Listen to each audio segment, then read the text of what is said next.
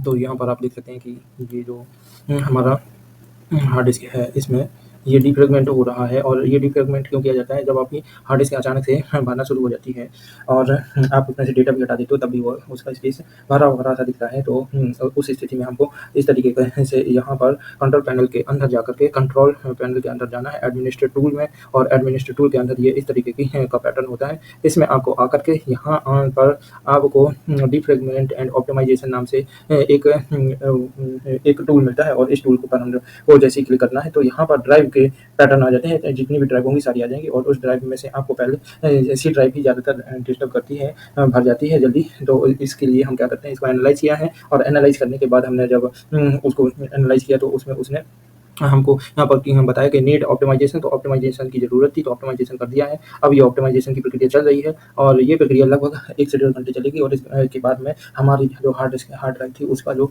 Space है वह बहुत जल्दी ही छोटा हो जाएगा। मतलब उसमें जो खाली स्पेस है वो एक साथ हो जाएगा, और जितने भी डेटा होगा वो एक साथ आ जाएगा। हालाँकि हमारे जो विंडो है विंडो के ऊपर केवल 3 जीबी के ही सॉफ्टवेयर हैं, विंडो एप्लीकेशन डाले हुए हैं, और हमारी विंडो की जो सी ड्राइव है वह पूरी की पूरी भरी दिख रही है। तो इस हिसाब से हमारी विंडो में काफ़ी स्पेस होने के बाद भी हमें नहीं दिख रहा, इसलिए हम ये टूल का यूज़ करते हैं। हमने ऐसा सुना है कि ऐसा करने से क्या होता है कि हम लोगों के जो डेटा होते हैं वो बहुत जल्दी से इनसे सही जगह पर अरेंज हो जाते हैं, और हमारे जो फालतू का स्पेस है जो घेर के रखे हुए थे वह सारा फ्री हो जाता है। तो यहाँ पर हम इसको मैनुअली कर रहे हैं। इसको अगर हमें ऑप्शनल ऑटोमेटिक करना हो तो यहाँ पर जो ये लिखा हुआ है तो शेड्यूल ऑप्टिमाइज़ेशन में आपको जाना है, और यहाँ ऑटोमेटिकली पर जैसे ही हम यहाँ पर क्लिक करते हैं तो यहाँ पर हम जैसे ये लिखा हुआ है वीकली का लिखा हुआ है, तो हमारा यहाँ पर वीकली में लिखा है रन एज़ अ शेड्यूल होता है रिकमेंडेशन के हिसाब से। हम एक बार इसमें वीकली का ही लिखा हुआ है, तो इसमें से प्रायोरिटी इफ 3 होता है, इसमें से ये जो लिखा हुआ है शेड्यूल से रन एज़ द चूज़, इसमें से चूज़ भी कर सकते हो, और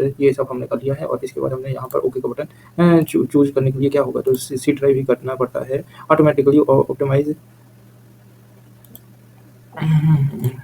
सिर्फ हमने जैसे ये सी ड्राइव को हमने चूज़ किया है ऑटोमेटिकली ऑप्टिमाइज़ के लिए, और यहाँ पर चूज़ करने के बाद हमने ओके कर दिया है। तो ये हमारा डे बाय डे यानी 7 दिन में ऑटोमेटिकली ये हमारा ऑप्टिमाइज़ होता रहेगा। और इस तरीके से हम इसको अपने रीअरेंज करके इसके जो हमारा स्पेस है वो स्पेस हमको खाली मिलता दिखाई देता रहेगा। तो कैसी लगी आपको वीडियो? इससे रिलेटेड और इन्फॉर्मेटिव जानकारी के लिए हमारे साथ जुड़े रहिए। हम अब विंडो रिपेयरिंग और विंडो की केयर टेकिंग के रिगार्डिंग होते हैं सारी इन्फॉर्मेशन डालेंगे, क्योंकि जो प्रॉब्लम हमको फेस करनी पड़ रही है हम नहीं चाहते हैं कि किसी और को इस तरह की प्रॉब्लम फेस करनी हो, इसलिए हम सीधे-सीधे आप लोगों के लिए सॉल्यूशन लेकर के आते हैं।